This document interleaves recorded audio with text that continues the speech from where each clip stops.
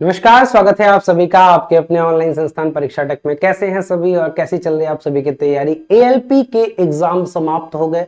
25 तारीख से लेके लगातार 29 तारीख तक खूब ताबड़तोड़ आप लोगों ने परीक्षा दी, खूब मन से मेहनत से परीक्षा दी। और अब सबसे बड़ा जो प्रश्न आता है कि क्या मैं सेकंड स्टेज के लिए सिलेक्ट हो पाऊंगा। तो सबसे बड़ा प्रश्न यही है आपकी कट ऑफ को लेके, कौन सी शिफ्ट इजी थी, कौन सी शिफ्ट हार्ड थी, इसको लेके नॉर्मलाइजेशन किस प्रकार से होगा, किसको फायदा होगा, किसको नुकसान होगा। नॉर्मलाइजेशन का तरीका बदल चुका है, अब नॉर्मलाइजेशन इक्वी परसेंटाइल मेथड पे लगता है, उसका क्या प्रभाव पड़ेगा। और अगर हम सेकंड स्टेज की तैयारी करते हैं तो हम अपने किस नंबर पे सेकंड स्टेज की तैयारी करें और कहां से करें, ऐसे तमाम आपके दिमाग में प्रश्न आते रहते हैं। तो ऐसे प्रश्नों का समाधान करने के लिए आपका बड़ा भाई आपके सामने फिर से हाजिर है। चैनल को सब्सक्राइब ना किए हो, चैनल को सब्सक्राइब अवश्य कर लीजिएगा। और हम लोग शुरुआत करते हैं एक बहुत प्यारा सा सेशन आपकी कट ऑफ और इजी वर्सेस हार्ड शिफ्ट को लेके। जोन वाइज डेटा आपके पास आपका यहाँ पे मिलेगा और सीबीटी 2 के लिए तैयार रहे, इसके बारे में बताया गया है। आज हम लोग बात करते हैं सबसे पहले तो एक ये न्यूज कटिंग है, ये अजमेर वाले, इसमें रेलवे की वैकेंसीज के लिए सबसे ज्यादा क्या रहते हैं, एक्टिव रहते हैं। या आपने देखा भी होगा, नहीं देखा होगा तो मैं आपको बता दूं, ये 30/11/2024 का अजमेर का पेपर है। इसे आप देखोगे तो अजमेर शनिवार 30 नवंबर 2024 पृष्ठ संख्या 5। और इस पे आप देखोगे तो आरआरबी एएलपी पदों के लिए 57,000 से अधिक अभ्यर्थी परीक्षा देने ही नहीं पहुंचे। मतलब, और यहाँ पे बोला 25 से शुरू हुई थी परीक्षा के लिए, 25,000 को किया था कॉल, ये 85,000 नहीं, 1,85,000 को कॉल किया था और 57,000 आपके नहीं आए। मतलब लगभग 30% बच्चों ने परीक्षा छोड़ी है। और ये अजमेर का ही नहीं, लगभग जितने भी 21 के 21 आरआरबीज हैं, सारे जोन का यही क्या है, सारे जोन का यही सीन है। लगभग 25 से 30% बच्चे क्या किए हैं, परीक्षा को छोड़े हैं, अब्सेंट रहे हैं। तो यहां पे अगर इस खबर को आप थोड़ा सा मैं जूम करके आपको दिखा दूं तो ये खबर आपके सामने ये है। और इस खबर को आप थोड़ा सा ध्यान से पढ़ेंगे। यहां पे क्या लिखा हुआ है अगर आप देखोगे तो, रेलवे में असिस्टेंट लोको पायलट एलपी पदों के लिए 5 दिनों से जारी कंप्यूटर बेस्ड टेस्ट जो सीबीटी है, प्रथम का शुक्रवार को समाप्त हो गया। इस परीक्षा में 57,000 से अधिक अभ्यर्थी परीक्षा देने ही नहीं पहुंचे। आरआरबी द्वारा अजमेर के अलावा जयपुर, जोधपुर, बीकानेर, उदयपुर, कोटा, सीकर और हिसार में सीबीटी प्रथम का आयोजन किया जा रहा था। आरआरबी की रिपोर्ट के अनुसार 25 से शुरू हो रहे इस परीक्षा के लिए 1,84,000 जो मैंने आपको बताया 933 अभ्यर्थियों को परीक्षा के लिए कॉल किया गया था। इनमें से 1,27,634 अभ्यर्थी ही परीक्षा में क्या कर पाए हैं, परीक्षा में सम्मिलित हो पाए हैं। 57,000 से अधिक अभ्यर्थियों के अनुपस्थित रहे। लगभग 30% के आसपास का आंकड़ा दिया, लगभग हर एग्जाम में ऐसा ही रहता है।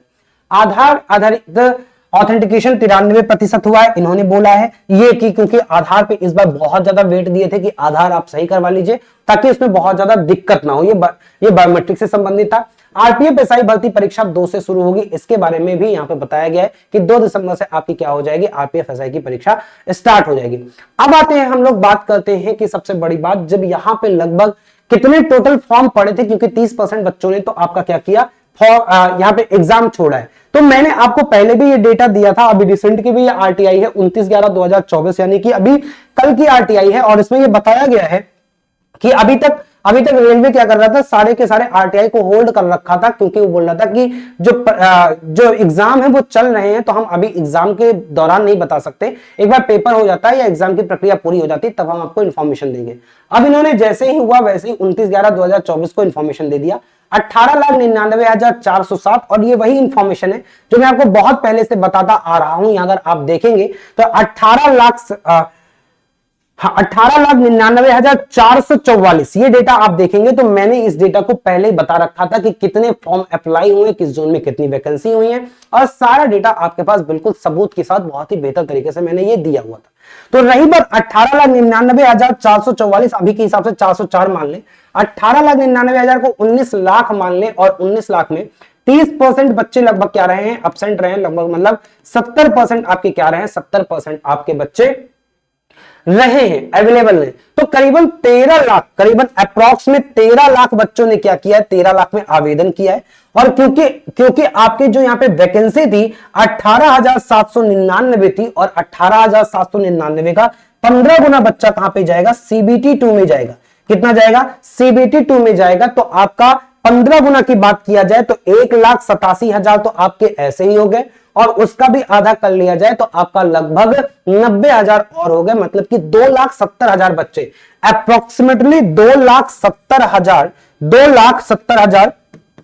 बच्चे क्या होंगे, सेलेक्ट होंगे सीबीटी 2 के लिए। तो ये बहुत बड़ी संख्या होती है, कम संख्या नहीं होती। 13 लाख में लगभग 3 लाख बच्चा का सेलेक्ट हो रहा है, तो कट ऑफ बहुत ज्यादा हाई जाने के चांसेस नहीं होते। लेकिन कट ऑफ की सही आकलन तो तभी किया जा सकता है जब आप सभी के स्कोर पता हो।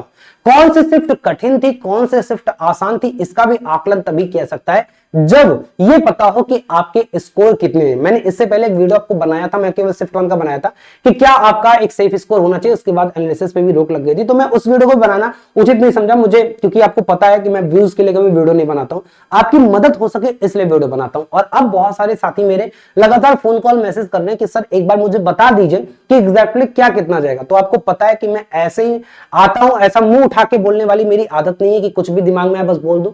मैं एनालिसिस पे जाता हूं, उसके लॉजिक्स पे जाता हूं, उसके बोल सकते हो साक्ष्य पे जाता हूं, और जब मेरे पास सही रूप से साक्ष्य होते हैं उसके आधार पे मैं आपके लिए वीडियो लेके आता हूं। तो अब इस वीडियो को भी मैं इसलिए लेके आया हूं कि सर्वप्रथम तो आप लोग मुझे बताओ कि आपकी कितने स्कोर बन रहे हैं, क्योंकि आपके आधार पे, आपके आंकड़ों के आधार पे ही मैं क्या करूंगा आपके लिए बेहतर कट ऑफ एनालिसिस कि आपको सीबीटी 2 के चरण में किस प्रकार से तैयारी करनी चाहिए और कौन सा मेरा साथी क्या है, कौन सा साथी एकदम उसे तैयारी करनी ही चाहिए, मतलब कि गारंटीड उसका सिलेक्शन हो जाएगा।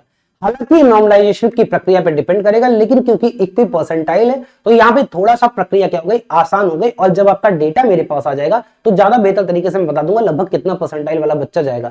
तो 2,70,000 बच्चा, लगभग 3 लाख बच्चा अगर जा रहा है सीबीटी 2 में, तो ये बहुत बड़ा चंक होता है। और सीबीटी 1 का मार्क्स आपका जोड़ेगा नहीं, सीबीटी 2 का ही जोड़ेगा। सीबीटी 2 में पैटर्न भी थोड़ा सा अलग है, थोड़ा सा आपको बेसिक इंजीनियरिंग वगैरह भी आपके क्या रहते हैं, कुछ आपके ऐसे पार्ट रहते हैं वो अलग भी आपको थोड़ा पढ़ना पड़ता है। तो उसके भी बारे में भी सब कुछ मैं गाइड करूंगा। बट अभी फिलहाल इस वीडियो के माध्यम से आपको क्या बताना है, आपको बताना है सबसे पहले कि आपका एग्जाम डेट क्या था।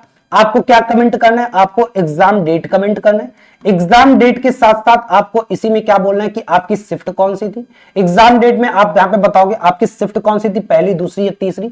शिफ्ट के बाद आप ये बताओगे कि आपने टोटल अटेम्प्ट कितने किए, टोटल 75 क्वेश्चन में कितने आप करके आए हैं, मतलब कि सही हो गलत हो डजंट मेक एनी डिफरेंस, कि आप करके आए, अटेम्प्ट कितना है वो आपको बताना है। और उसके बाद आपको लगता है कि कितने क्वेश्चन आपके करेक्ट हैं।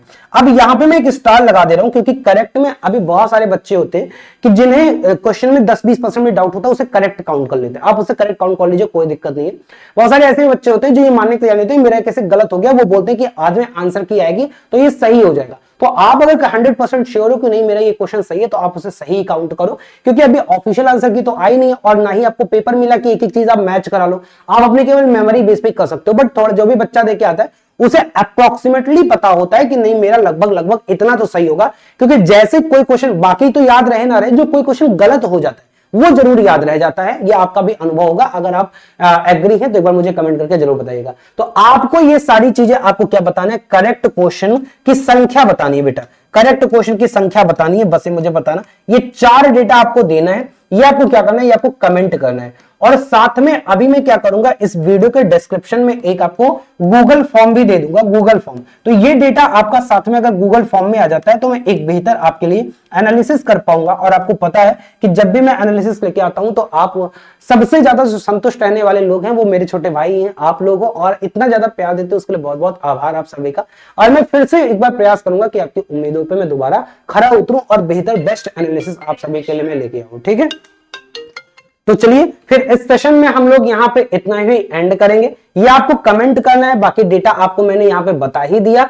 और अब सीबीटी 2 के लिए हम लोग लग जाएंगे। ये मैंने आपको अप्रोक्सीमेटली सेफ स्कोर एक बार आप देख लो कि अगर किस जोन से हो, तो एक्सपेक्टेड 2024 का जो कट ऑफ है, ये मतलब कि नंबर है, ये 75 में नंबर मैं आपको बता रहा हूं। अगर इतना नंबर आ रहा है, इतना नंबर बहुत ज्यादा नंबर होता है या कम नंबर नहीं है, तो गारंटीड मतलब 110% आप क्या हो, 110% आप सीबीटी 2 के लिए अपनी तैयारी करो। लेकिन एग्जैक्टली किसको करना चाहिए, क्योंकि जरूरी नहीं है कि कट ऑफ हाई ही रहे, कट ऑफ लो जा सकती है। जैसे मैंने यहाँ पे आप देखोगे मिनिमम 43 हो सकता है कि ये आपका 75 में से 38 नंबर ही चली जाए, और क्योंकि नंबर ऑफ स्टूडेंट्स भी कम रहे हैं, बच्चों की रुचि भी कम रही है, बट इस बार पेपर थोड़ा सा आसान देखा गया। तो कई सारे पैरामीटर पे डिपेंड करेगा। वो सारा डेटा जब आप दे देंगे तब मुझे समझ में मैं आपको बता दूंगा। ये मैं इसको जूम आउट कर दे रहा हूं। एक बार आप अभी फिलहाल के लिए जितनी मेरी एनालिसिस काम कर रही है उसके हिसाब से। अगर कोई साथी जिस जोन से, आप एक बार अपना जोन देख लेना, जोन के आगे आप लोग देख लेना, ये आपका एक्सपेक्टेड कट ऑफ 2024 का एग्जैक्ट, ये ध्यान दीजिएगा, और ये गारंटीड वाला है कि इससे ज्यादा ऊपर है तो इसका मतलब कि आपको सीबीटी 2 की तैयारी करनी चाहिए। बाकी एग्जैक्ट एनालिसिस मैं आपको दे दूंगा, ठीक है। तो इस सेशन में बस इतना ही, फिर मिलता हूं। बहुत बहुत धन्यवाद सभी का, बहुत बताओ।